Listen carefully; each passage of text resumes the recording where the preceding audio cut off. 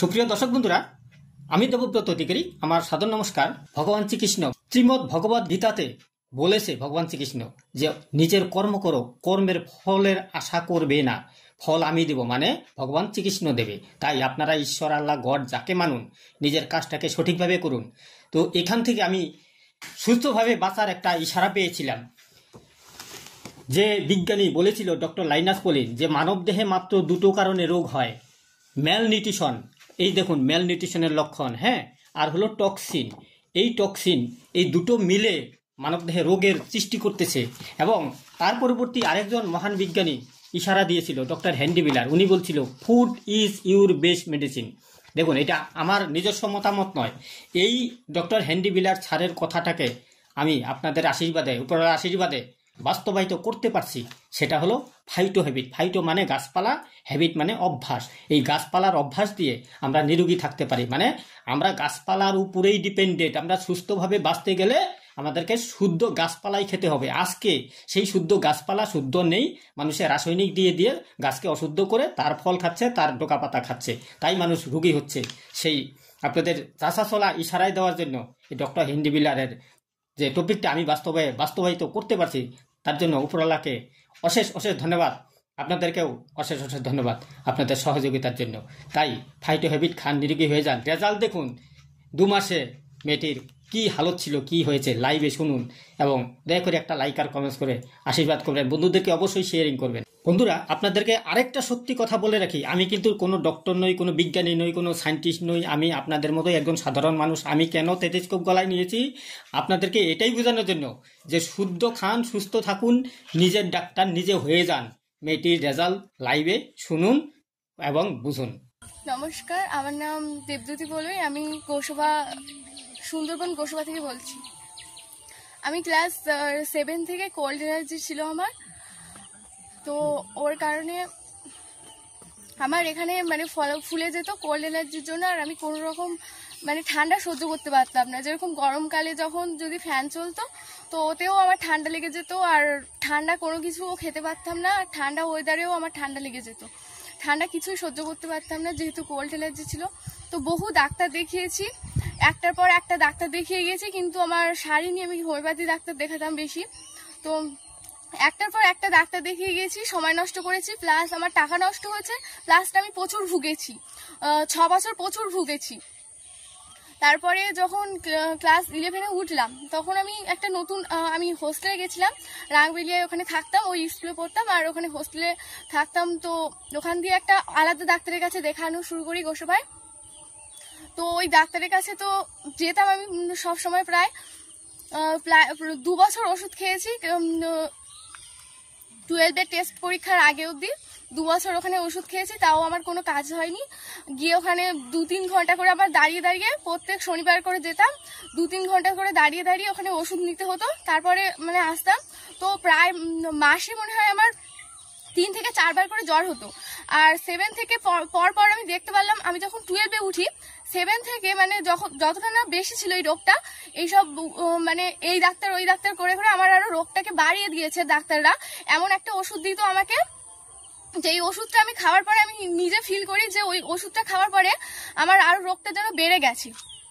যতটা না ছিল তার থেকে আরো বেশি হয়ে গেছে রোগটা। কিছুক্ষণের জন্য জ্বরটা থেমে থাকলেও আমার বুক থেকে বলো, নাক থেকে বলো, কোনো কফ বা কিছু উঠতো না। জ্বরটা সেরে যেত, আবার বেড়ে যেত, মানে আবার 2-3 দিন পরে আবার জ্বর আসতো, আবার বেশি করে হতো। তো অনেকটা বেড়ে গেছিল। আর মানে আমার চুল পড়ার সমস্যা হয়ে গেছিল। মানে চুল তো সব ঝরে গেছে, আমার চুল মানে ভালোই ছিল, ঝরে গেছে সব। ওই সব ওষুধ খাওয়ার পরে ওই ব্যাড এফেক্ট দেখা দিয়েছিল ওই ওষুধটার। তো আমার চোখে পুরো ডার্ক সার্কেল পড়ে গেছিল, এখান দিয়ে পুরো কালো হয়ে গেছিল, পুরো মানে একটা খবলা পড়ে গেছিল, এরকম হয়ে গেছিল, পুরো এই চোখটাই আমার কালো হয়ে গেছিল দুপাশে। তো ওটাও ঠিক হয়ে গেছে এখন। আর চুল পড়া যেটা, ওটা আপাতত ঠিক হয়েছে এই ফাইটো হ্যাবিট খেয়ে। তো মানে আমি প্রচুর ভুগেছি ওইসব উল্টা ডাক্তারের পাল্লায় পড়ে প্রচুর ভুগেছি আমি। আমার এই গোসাবায় এলাকার যে কটা মানে হোমিওপ্যাথি ভালো ভালো ডাক্তার আছে, সবার কাছে আমার প্রায় দেখানো হয়ে গেছে, কম বেশি প্রায় সবার কাছে বলতে গেলে আমার দেখানো হয়ে গেছে। তো আমি এতটাই ভুগতাম যে আমি মানে টেস্ট পরীক্ষা যখন দেব, তখন মানে আমি যে স্কুল অব্দি যাবো, আমি হোস্টেলে থাকতাম, স্কুল পর্যন্ত যাওয়ার মতো ক্ষমতা আমার ছিল না। আমি পুরো জ্বর অবস্থায় পরীক্ষা দিয়েছি, টেস্ট পরীক্ষা। আর ওখানে আমার বাবা মাও যেহেতু থাকতেন না, তো আমি প্রচুর ভুগতাম আর কান্না করতাম যে আমি প্রায় হোস্টেল থেকে বাড়ি চলে আসতাম।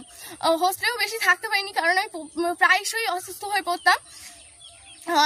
আর একটা কথা বলি, আমি ক্লাস 12-এ যখন আমাদের একটা লাস্ট ট্যুর ছিল, ট্যুরটা ছিল দার্জিলিংয়ের ট্যুর ছিল আমার জীবনের লাস্ট ট্যুর, মানে আমার স্কুল জীবনের লাস্ট ট্যুর। তো ওখানে দার্জিলিংয়ে আমার যাওয়ার প্রচুর স্বপ্ন ছিল, কিন্তু আমার এই যে ঠান্ডার অ্যালার্জি থাকার কারণে আমি প্রচুর অসুস্থ ছিলাম। আর দার্জিলিংয়ে যেহেতু প্রচুর ঠান্ডা পড়ে, তো তার জন্য আমি আমার দার্জিলিংয়ের ট্যুরটাকেও মানে যেতে পারলাম না। আমার ফ্রেন্ডরা সবাই গেছিল, ওরা আসার পরে যখন বললো আমাকে যে ওরা প্রচুর মজা করেছে, আমাকে বলছিল দেবদূতি তুই গেলে প্রচুর মজা করতাম তোর সাথে। তো আমার প্রচুর কষ্ট হয়েছিল যে আমার ফ্রেন্ডরা অত সুন্দরভাবে ওরা কত একটা সুস্থ জীবন নিয়ে এনজয় করছে, কত সুন্দর মজা করছে, আর আমি ঘরে রুগীর মতো হয়ে পড়ে থাকি, সবসময় কান্না করি, আর সবসময় আমার জ্বর হয়, অসুস্থ থাকি। পড়াশোনাও মানে আমার এনার্জি থাকতো না, আমি সবসময় ঘুমাতাম, মানে আমার পড়াশোনার এনার্জি থাকতো না, এত জ্বর হতো। পড়াশোনাও ঠিকঠাক আমি করতে পারিনি, আর টেস্ট পরীক্ষাও আমার খারাপ গেছিল তখন। তো তারপরে আমার প্রচুর কষ্ট হয়েছিল যে ওরা এত সুন্দর একটা লাইফ করছে, আর আমি এত কষ্ট পাচ্ছি। তো আমি সবসময় কাঁদতাম। তো টেস্ট পরীক্ষার পরে আমি বাড়ি চলে আসি, আর তখনই মানে বাবা ইউটিউব দেখতেন, ওনার এই যে ইনি যেটা বানিয়েছেন, এই যে ফাইড হ্যাবিটটা যিনি বানিয়েছেন, ওনার ভিডিও দেখতেন আমার বাবা। তো বাবা বললো এটা খাবে, আমি তখন ভরসা পাইনি যে এটা হবে কি কাজ। আমি মানে এতটাই হতাশ হয়ে গেছিলাম যে আমার হয়তো এই রোগটা জীবনে সারবে না, কারণ আমি 6 বছর ভুগেছি। আমি ভাবতে পারিনি যে এটা খেয়ে আমার সেরে যাবে। আমি আসলে অতটা বিশ্বাস করতে পারিনি বাবার কথা শুনে প্রথমবারে যে এটা খেয়ে আমার সত্যি সেরে যেতে পারে। তো তারপরে বাবা বললেন যে এরকম একটা ওষুধ আছে, তো আমি বললাম তবে খাই, মানুষ বাঁচতে চাইলে তো মানে সবকিছুই তার কাছে তখন অমৃত লাগে। তো আমার মনে হয়েছিল এটা খেয়ে দেখি যদি ঠিক হয়। তো টেস্ট পরীক্ষার পরে আমি এসে আর মানে বাবাকে বলি এটা অর্ডার দিতে, তো বাবা কন্ট্যাক্ট করে, ওনার সাথে কন্ট্যাক্ট করে ওটা মানে ফোনপে করে টাকা পাঠান, আর এটা পোস্ট অফিসের মাধ্যমে আসার পরে মানে এটা খাই, খেয়ে দেখি অনেকটাই ভালো আছে।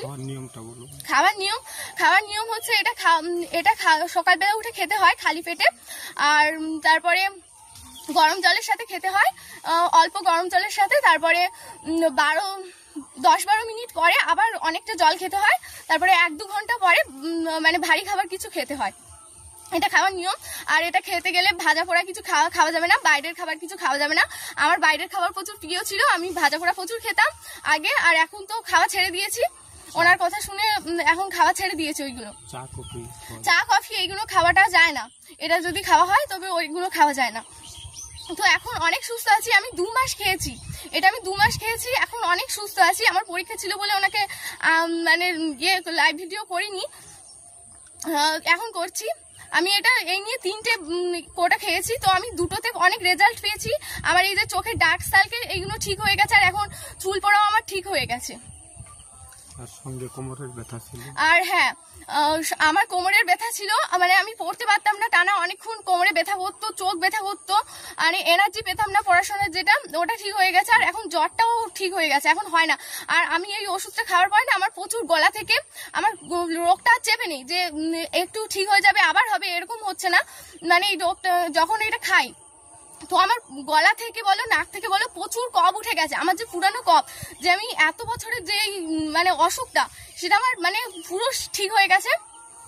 মানে পুরো কফ টফ সব উঠে গেছে আমার, এখন প্রচুর হালকা লাগছে। আর এটা খাওয়ার আমার অনেক উপকার হয়েছে, আমি নিজে এটা ফিল করতে পারছি, অনেক উপকার হয়েছে। তো আপনারা খান। এটা শুদ্ধ খাবার, এটা টোটালি শুদ্ধ খাবার, এটা কোনো ঔষধ না। এটা কোনো ওষুধ না, দেখাও লোগোগুলো। এটা কোনো ওষুধ না, আপনারা দেখতে পাচ্ছেন এটা একটা খাবার। তো আপনারা খান, আপনাদের সত্যি শরীরটা অনেক ভালো হবে। ফাইটো হ্যাবিট খান, নিরোগী হয়ে যান। জয় ফাইটো হ্যাবিটের জয়। Thank you.